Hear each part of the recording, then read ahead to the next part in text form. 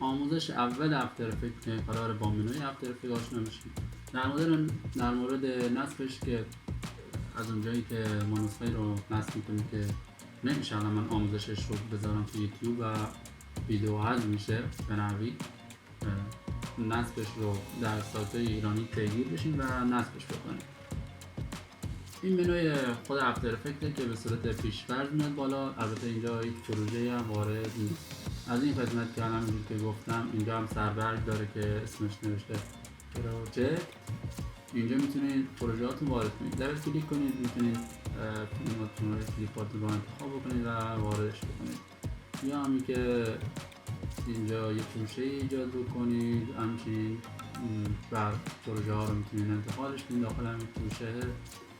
یک کلیک راست بکنید، نیو فولدر بزنید و ایمپورت بزنید، فایلتون رو انتخاب بکنید یا هر چیزی. این قسمت مربوط میشه به پروژه. وقتی پروژه رو وارد کردیم، مثلا یک کلیک رو وارد کردیم، اگه بگیریم بکشینش این قسمت پایین، یک پروژه بهتون اضافه ساخته میشه در واقع با ویژگی های همون فیلمه. مثلا سایز فیلم فلانه، همون سایز واسه شما یه پروژه میسازه کلا بر اساس همون کلیپی که شما انتخاب کرد. اگه خواستین هم که تغییرش بدین که شما میتونید بیاین از این طریق و این قسمت کلیک بکنید یا کلید میانبر کنترل کی رو بزنید و تنظیماتش رو تغییر بدید.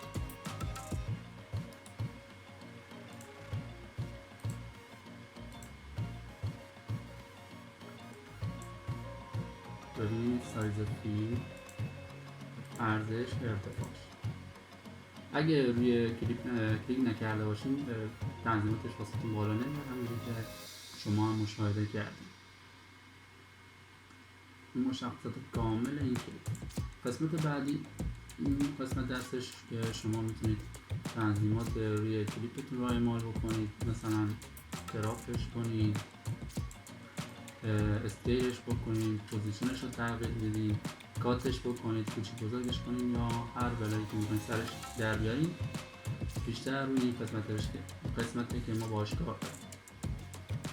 این قسمت که میبینید که میتونید کلیپ رو ببینید و همچنین اگه شما روی کلیپ دابل کلیک بکنید یک سربرگ جدید وارد میشید که اینجا هم میتونید ثانیه‌ای که انتخاب میکنید از این ور، مثلا سمت چپ از این ور، سمت راست هم تا اینجا. بعد کلیپ رو بگیریم بکشیم پایین، فقط